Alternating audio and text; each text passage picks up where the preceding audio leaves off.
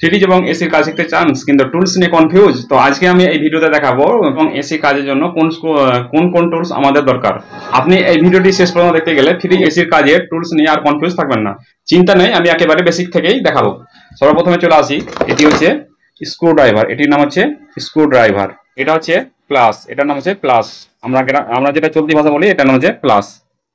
তারপরে রয়েছে এটার নাম হচ্ছে ম্যানিফোল্ড গেজ মিটার, অর্থাৎ ফ্রিজ এবং এসির গ্যাস চার্জ করার সময় আমাদের এই টুলসটি দরকার পড়ে। তারপরে রয়েছে এটি হচ্ছে, এটার নাম হচ্ছে টিউব কাটার বা পাইপ কাটার বলি আমরা। তারপরে রয়েছে এটা হচ্ছে বিউটেন গ্যাস, এটা ঝাল করার জন্য। তারপরে একটি টুলস রয়েছে, এই যে এটা হচ্ছে ঝালাই গার্ড, এটার নাম হচ্ছে ঝালাই গার্ড। এটার নাম হচ্ছে সুইজিং টুলস, এটার নাম হচ্ছে ঝালাই টর্চ, এটার নাম হচ্ছে ঝালাই টর্চ। এই তিনটার কাজ হচ্ছে একসাথে। একটি হচ্ছে আমাদের গুরুত্বপূর্ণ টুলস রয়েছে, এটা হচ্ছে সেফটি গ্লাস।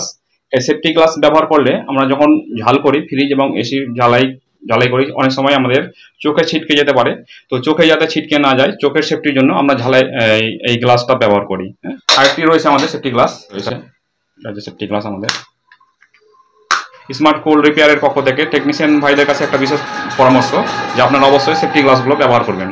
তারপর বন্ধুরা রয়েছে আর একটা আছে, এটা হচ্ছে লেভেল স্কেল, আমরা লিক ডিটেক্টর, আমি নাম রেখেছি এটা যে লিক ডিটেক্টর। তারপরে নেক্সট চলে আসি বন্ধুরা, এটা হচ্ছে টেম্পারেচার মিটার। ফ্রিজ এবং এসির কাজের সময় আমাদের অবশ্যই এই মিটারটা আমাদের প্রয়োজন রয়েছে, এটার নাম হচ্ছে টেম্পারেচার মিটার। আরেকটা গুরুত্বপূর্ণ টুলস রয়েছে ভ্যাকাম মেশিন। ভ্যাকাম মেশিনের কাজ হলো ফ্রিজ এবং এসির মধ্যে সিস্টেমের মধ্যে যদি বাতাস থাকে তাহলে কুলিং সঠিকভাবে হয় না। এই বাতাসকে বের করার জন্য আমাদের এই ভ্যাকাম মেশিন দরকার পড়ে। এটা হচ্ছে আমাদের ওয়্যার কাটার, তার কাটার জন্য ফ্রিজ এবং এসির ক্ষেত্রে তার কাটার কাজে এটা আমাদের কাজে লাগে। এটা হচ্ছে মিনি হ্যাকসো, এটা হচ্ছে মিনি হ্যাকসো। আজকের ভিডিও এই পর্যন্ত, দেখা হচ্ছে নেক্সট পর্বে আমরা টুলস নিয়ে আলোচনা করবো।